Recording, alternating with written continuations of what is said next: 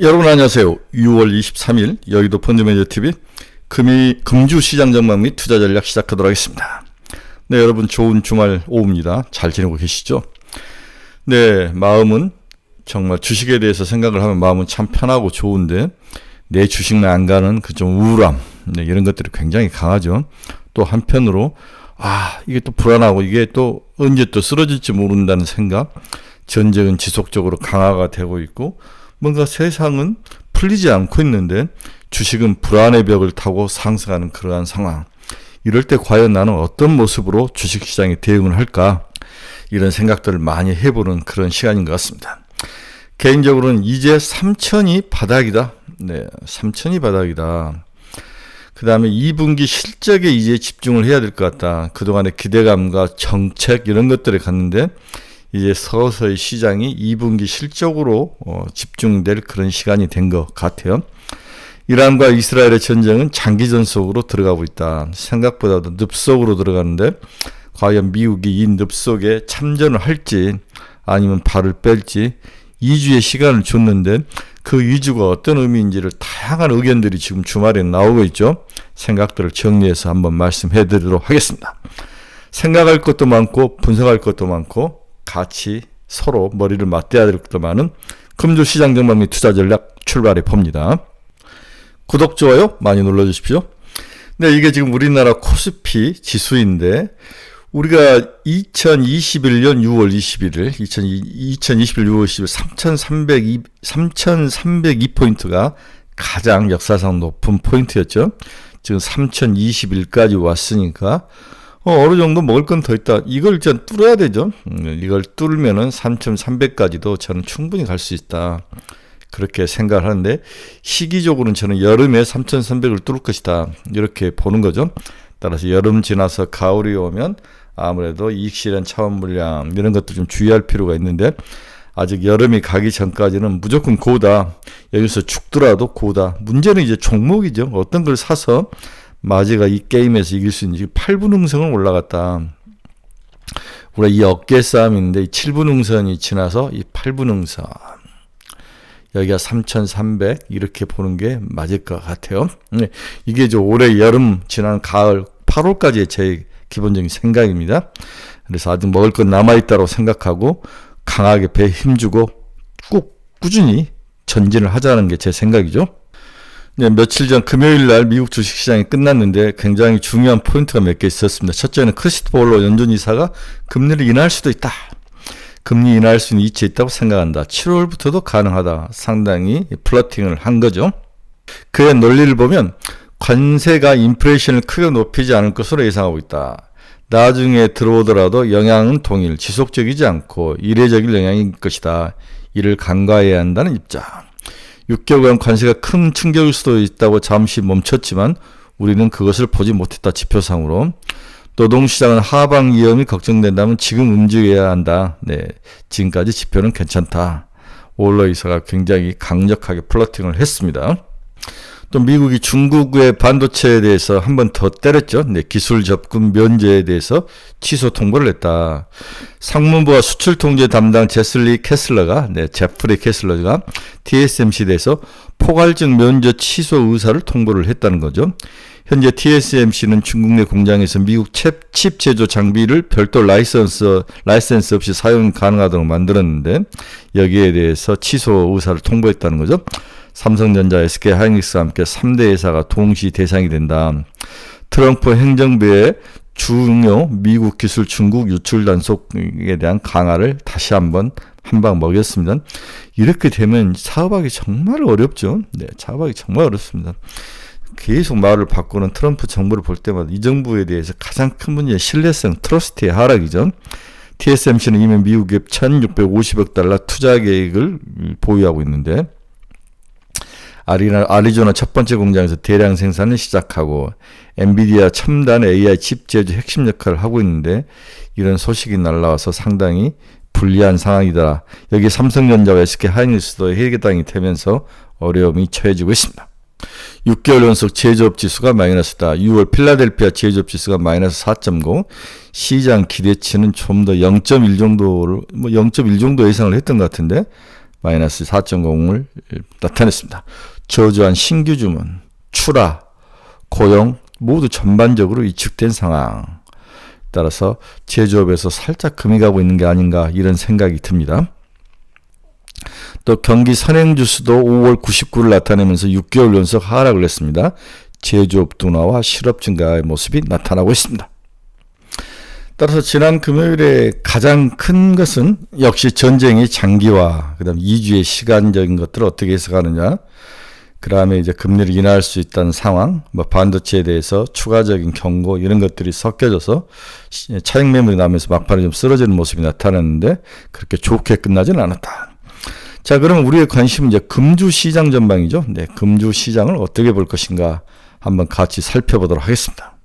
먼저 2025년 들어서 각국의 주가 지수 변동률을 보면 한국이 가장 높게 올랐죠. 1월 1일부터 20.6% 상승, 홍콩이 19.1, 독일이 18.1, 브라질이 14.1, 우리 코스닥이 13.4, 영국이 8.3, 프랑스 4.1, 베트남 3.8, 인도 3.8, S&P 500 1.6, 인도네시아 1.2 이런 순으로 있고 마이너스는 일본, 대만, 그 다음에 다음가 이런 쪽이 하락하는 두바이인가? 네. DJIA는 어딘지는 모르겠네요. 네. 이런 쪽이 지금 하락하는 모습을 보이고 있습니다. 결국 한국이 독특하게 글로벌 시장에서 1등을 달리고 홍콩, 독일 이 세 나라는 제조업 강국이다. 홍콩은 중국을 대신할 수 있으니까 브라질은 이제 원자재 시장의 강국 이런 식으로 볼 수가 있을 것 같은데 의외로 영국이라든지 프랑스나 다음에 독일 같은 그러한 유럽 국가들이 굉장히 강한 모습을 보이는 것은 이례적이다라고 볼 수 있는 것 같아요. 작년에 너무 많이 하락했기 때문에 오는 효과이지 않을까 그런 생각도 해봅니다.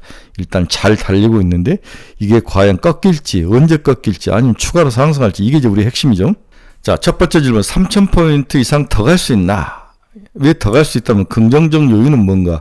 긍정적 요인을 중심으로 한번 살펴보도록 하겠습니다. 먼저 한국은 하반기 내수 경기를 중심으로 한 경기 모멘텀 강화, 3.2조 원 규모의 민생 회복 소비 쿠폰 효과가 나타날 것이다. 그러면 올해 GDP 성장률도 1%대로 상향 조정이 가능하다. 정부가 30.5조의 2차 추경 예산을 확정했죠. 이 중 20조 원은 경기 진작 및 민생 안정을 위한 지출 확대, 나머지 10.3조는 세입 경쟁에 배정을 했습니다.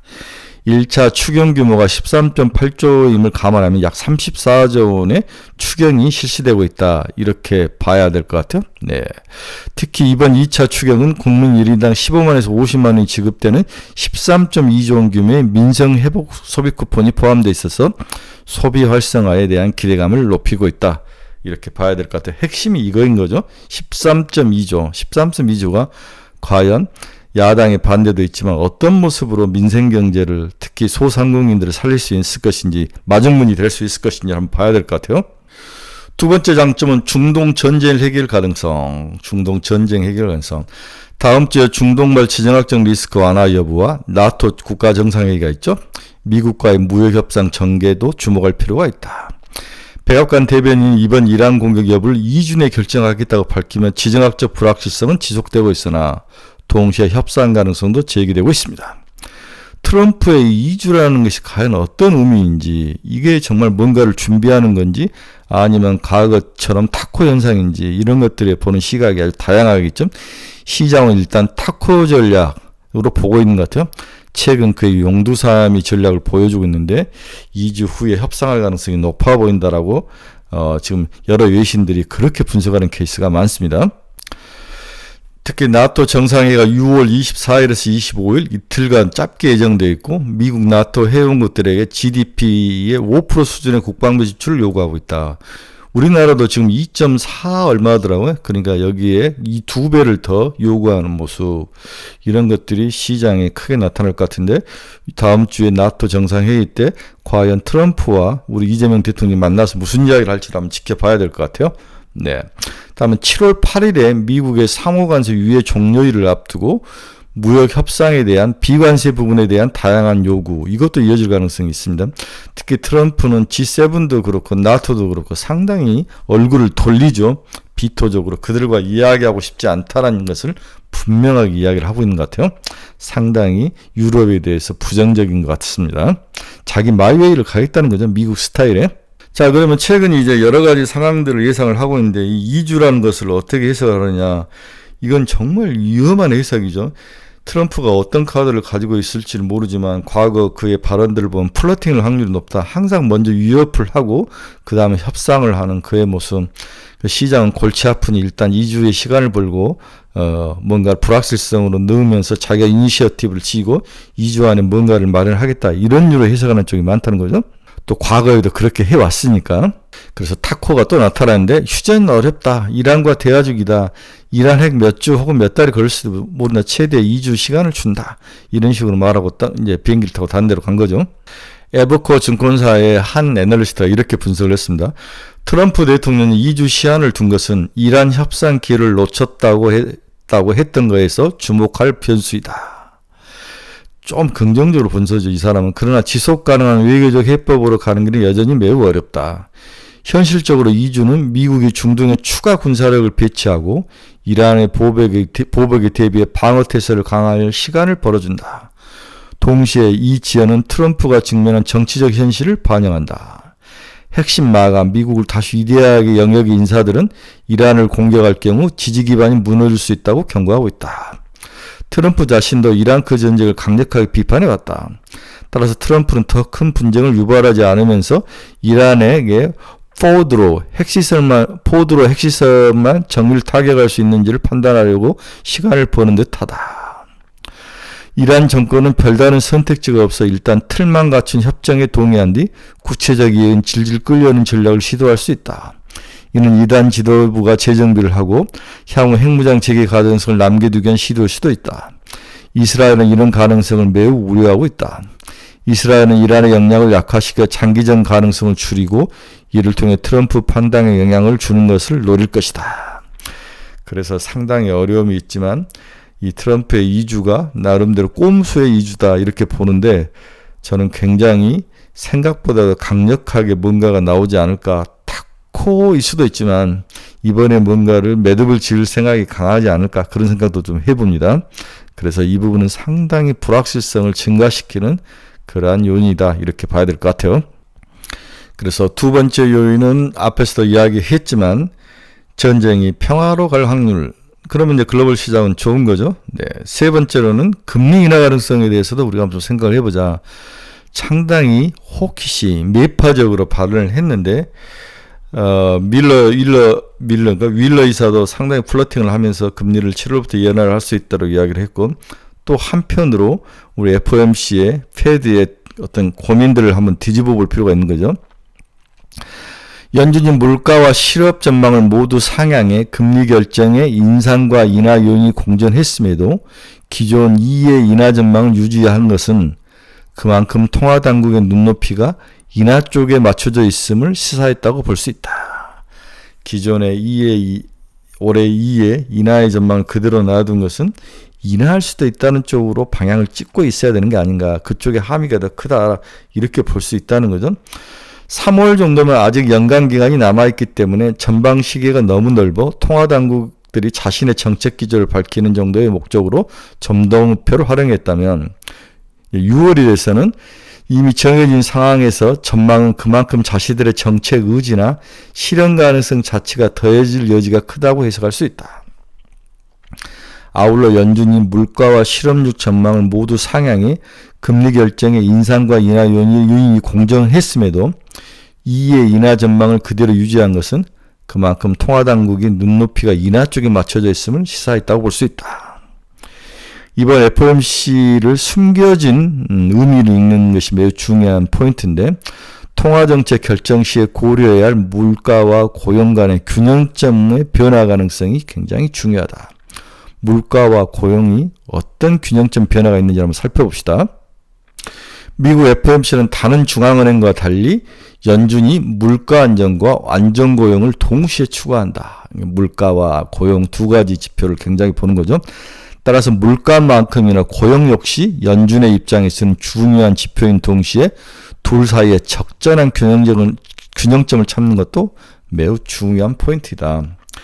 연전은 팬데믹 직후 고통지수가 물가 상승률과 실업률 두 개를 더한 것 고통지수인데 이 중에서 물가 상승률이 차지한 비중이 70%를 넘으면 금리를 인상하고 40% 이하로 하락하면 금리를 인하해봤다는 거죠. 네. 고통지수가 물가 상승률과 실업률 두 개로 되어 있는데 이 고통지수에서 물가 상승률이 너무 높으면 금리를 인상하고 너무 낮으면 금리를 인하해봤다는 거죠. 현재 물가지수가 이 고용지수에서 40% 근처로 내려왔기 때문에 금리를 인하할 가능성이 높아 보인다. 이렇게 좀 다르게 매파적으로만 해석할 게 아니라 비둘기적으로 해석할 가능성도 있다. 앞에서 이야기했지만 크리스토퍼 월러 연주이사가 플러팅을 했고 미국 기준금리와 고통지수에서 물가 상승률이 차지한 비중이 40%까지 내려오는 거 이러한 것들을 한번 봐야 될 것 같습니다. 네. 네 번째 긍정적인 이유는 관세는 오르거나 타결이 이루어질 것이다. 뭐 높게 되든 낮게 되든 일단 불확실성 제거 차원에서 긍정적인 요소이다. 기본 10% 깔고 플러스 뭐 25%라든 뭐라도 일단 타결이 되면 글로벌 시장은 여기에 맞고 또 적응을 해간다는 거죠. 이게 자본시장이 제일 싫어하는 불확실성의 타결. 이게 이제 7월 8일 정도면 어느 정도 윤곽을 잡힐 것 같다. 퀴즈 골디락스, 유사 골디락스라는 거죠. 지금 거의 골디락스와 유사한 상태이다. 이 단어를 굉장히 중요시하게 봐야 될 것 같아요. 하반기 관세는 새로운 위험으로 발전되기보다는 제한적인 위험에서 관리될 전망이 커 보인다. 이는 주식시장에서 불확실성 차원에서 접근으로 보면 될 듯. 조급하고 성마른 트럼프는 결국 뭔가를 해냈다는 것을 보여주기 위해서 관세 협상을 7월 중에 타결할 거로 보여집니다. 미국 경제가 상반기와 같은 좋은 흐름이 이어지면서 재고 소진 이전에 관세 협상이 타결된다면 글로벌 증시는 그렇게 나쁠 것 같지는 않다. 관세 협상 타결이 지연될 경우 기업 비용이 증가하고 민간 수요 악화가 나오고 이는 복합적 영향으로 기업 이익이 주요 하방 위험 요인으로 작동할 가능성이 높아 보입니다. 따라서 미국 정부는 기업이 비축한 재고 소진 이전에 협상 타결이 필요하다. 산업별로는 1, 2개월 분기 이상의 재고 축적은 어렵다는 거죠. 네. 그래서 3분기 초반 정도까지 재고는 남아있는데 빨리 관세를 타결해줘야 그 다음에 문제가 해결될 수 있고 그 다음에 불확실성이 해결될 수 있다. 따라서 7월 초면은 뭔가 죽이 되든 밥이 되든 관세는 협상이 타결될 것이다. 이건 불확실성 제고 차원에서 굉장히 글로벌 주식시장에 유리한 포인트다. 이렇게 해석을 해야 되는 거죠. 최근에 미국의 주요 경제기관들이 골드만도 그렇지만 생각보다도 관세 그렇게 올리더라도 타격은 적을 수 있다. 이렇게 전망을 하는 사람들이 많은 거죠. 네. 일단 빨리 타결된 시간적인 타결이 급선무이고 그 안에 최선을 다해서 좀 낮추는 거. 이걸 트럼프도 원하고 있을지 모를 것 같아요. 이제 다른 쪽에 전쟁을 지금 하고 있는 상황이고 중국도 다뤄야 되고 이스라엘 이란 전쟁도 다뤄야 되고 여러 가지 할 게 많기 때문에 생각지 않는 변수들이 막 튀어나온 거죠. 네. LA 폭동이 아니죠. LA의 스트라이크도 좀 다뤄야 되고 전국적으로 트럼프 반대 시위가 나오기 때문에 이러한 것들도 집중을 해야 되기 때문에 빨리 관세에서 튀어나오고 싶은 생각이 강할 것 같아요. 다섯 번째로 한국 시장에서 밸류에이션의 추가 상승은 가능한가? 이 부분도 굉장히 중요하죠.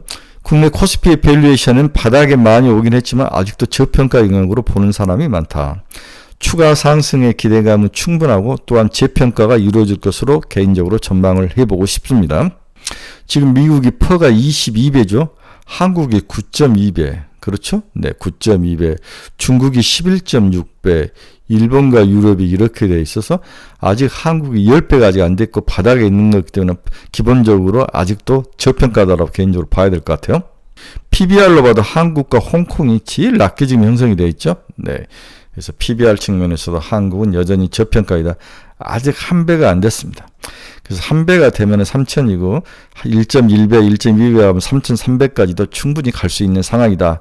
따라서 밸류에이션 측면에서는 아직 고통과 고민할 필요는 없다.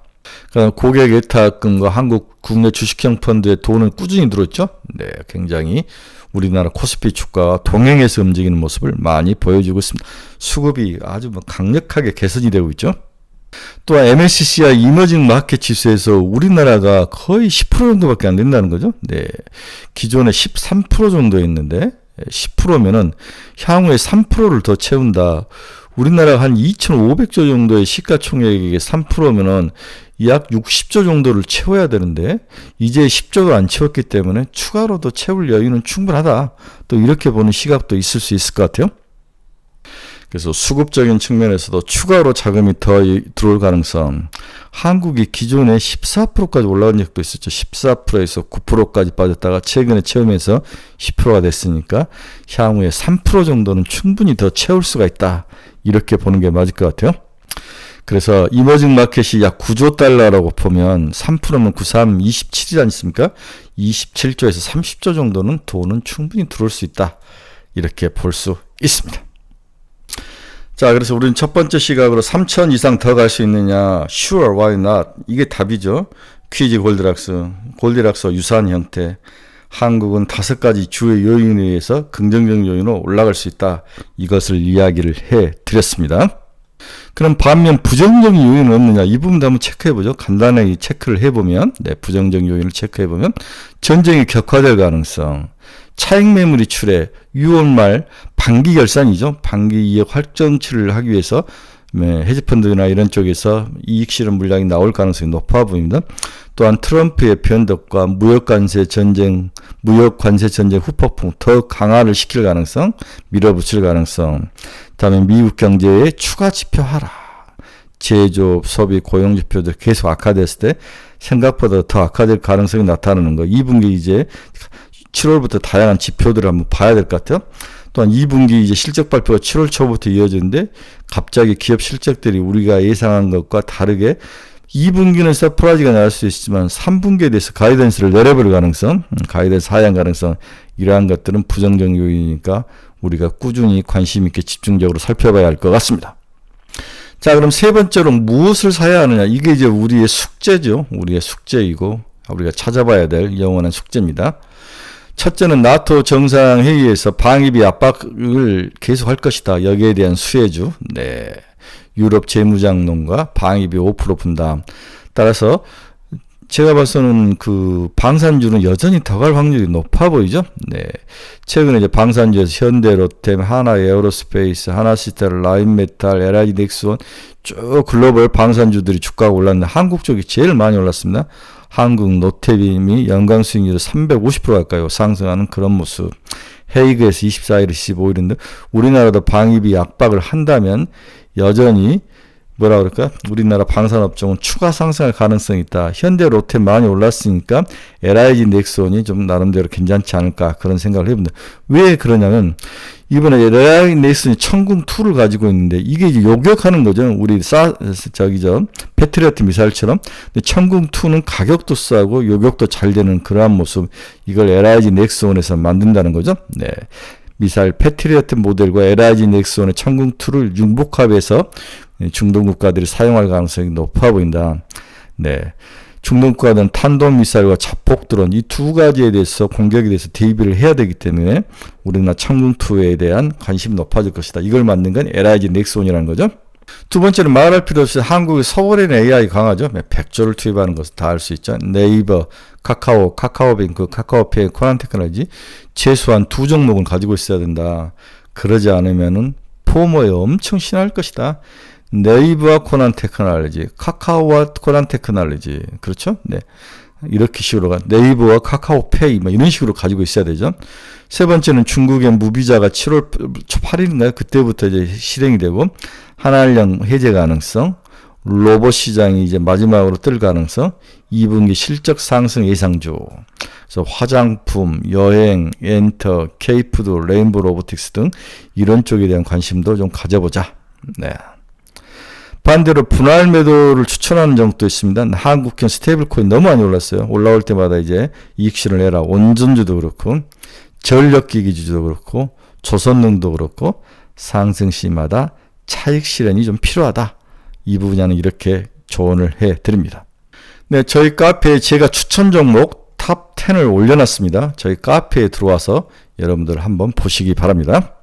네, 이번 주 일정에서 제일 중요한 것은 수요일 날 마이크론 테크놀로지가 실적 발표한다는 거죠. 네, 그 다음에 나이키도 있고, 페덱스도 있고, 이런데 마이크론 테크놀로지가 가장 중요한 실적 발표다. 이 부분을 잘 기억을 하시기 바랍니다.